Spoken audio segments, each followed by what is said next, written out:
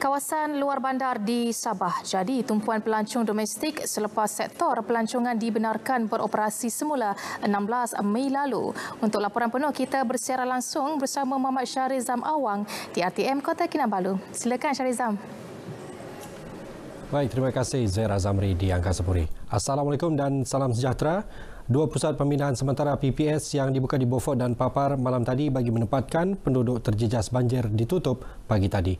Kesemua 59 penduduk terjejas kembali ke rumah masing-masing berikutan banjir pulih dan cuaca semakin baik.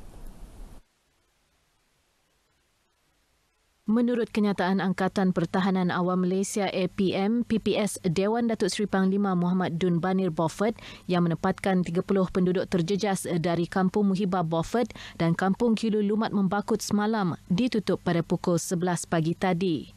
Jalan raya ke Kampung Muhibah, Kampung Kiulu Lumat, Lumat Laut dan Kampung Ulu yang sebelum ini tidak dapat dilalui kini boleh dilalui semua jenis kenderaan. Sementara itu, PPS Dewan Masyarakat Papar juga telah ditutup selepas semua 29 penduduk daripada 13 keluarga yang berada di PPS berkenaan pulang ke rumah masing-masing pagi tadi.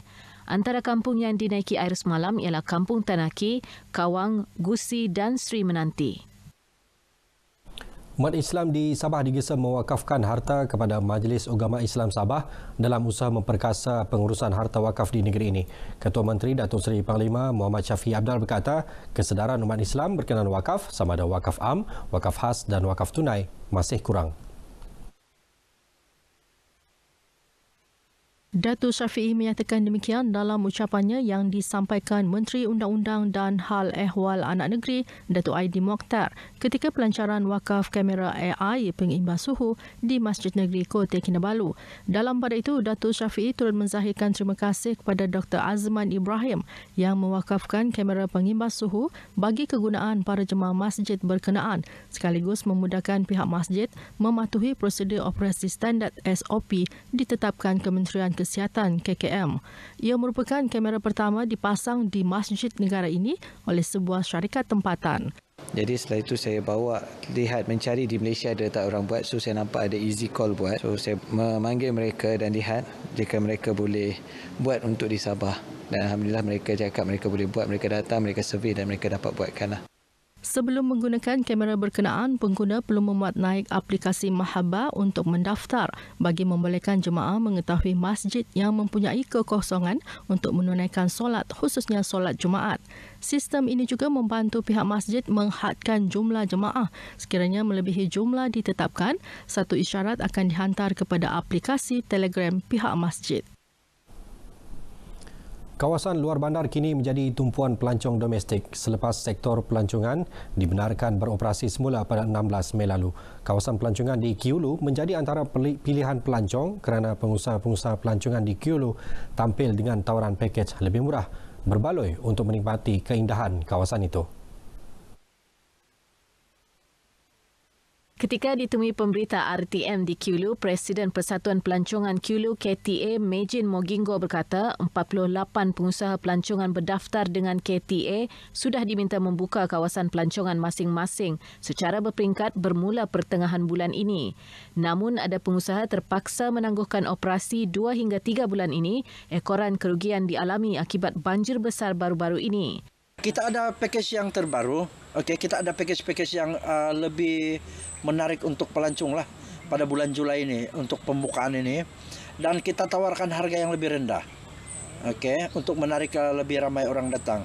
Mejin yakin kunjungan pelancong di Kiulu akan menjana semula sumber pendapatan lebih 300 penduduk setempat yang bekerja sama ada sepenuh masa mahupun sambilan dalam sektor itu. Jumlah pengunjung juga dikawal selain mengamalkan kebiasaan baharu dan mematuhi prosedur operasi standard SOP ditetapkan Kementerian Kesihatan. SOP yang ditetapkan pada mulanya kita hanya membenarkan 20 orang dalam satu grup untuk datang ke sini.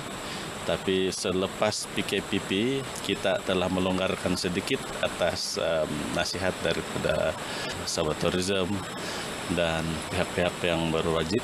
Pilih tempat ini sebab ini sebenarnya direkomend oleh kawan-kawan juga lah. Lagipun saya punya tempat kerja pun dekat sini juga. Jadi tidak pernah rafting. Ini kali pertama rafting. Jadi best lah. Semua ni benda yang agak tertarik lah bagi saya.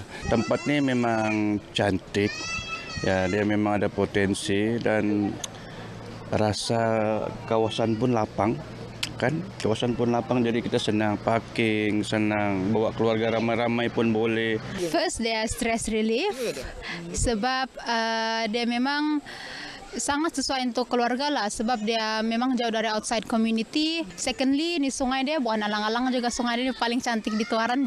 Sejak sektor pelancongan dibenarkan beroperasi, kawasan pelancongan di Kiulu menerima kunjungan lebih 200 pelancong domestik. Seramai 18 pencari kerja termasuk siswazah berjaya mendapatkan pekerjaan dalam program penempatan pekerjaan Jabatan Tenaga Kerja JTK Sabah di Beaufort dan Sepitang baru-baru ini. Program ini diadakan di 15 pejabat JTK seluruh negeri bermula 1 Julai, berjaya mengisi 178 kekosongan jawatan setakat ini.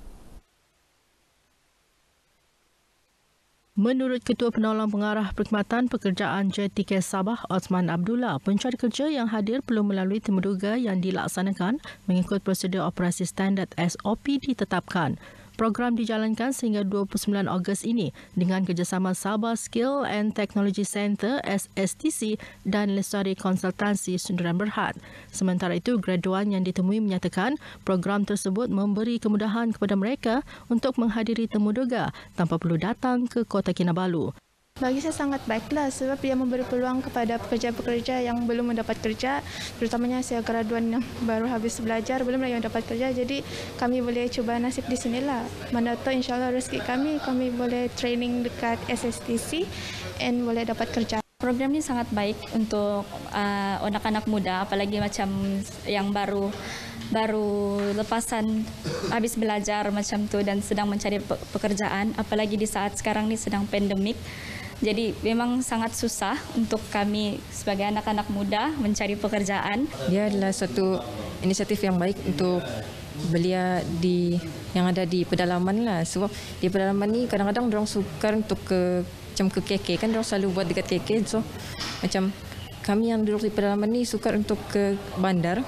Secara keseluruhan, sebanyak 250 kekosongan pelbagai jawatan dalam sektor peruncitan ditawarkan melalui program ini. Pematuhan orang ramai terhadap prosedur operasi standard SOP kesihatan dalam tempoh Perintah Kawalan Pergerakan Pemulihan PKPP dilihat semakin berkurangan. Perkara ini dilihat menerusi sikap sambil lewa orang ramai terhadap pematuhan SOP yang dikuatkuasakan sebelum ini.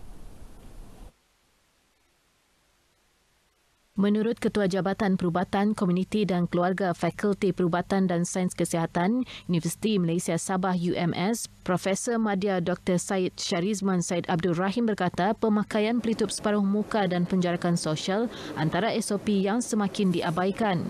Tapi sekarang kita lihat yang social distancing tu dah macam tiada. Kalau makan pun semua makan satu table tu, kadang-kadang pun satu meja tu dah beramai.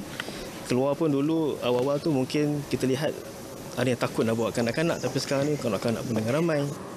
Beliau menyatakan demikian kepada RTM di Kota Kinabalu mengenai pematuhan SOP kesihatan dalam usaha mencegah penularan wabak COVID-19.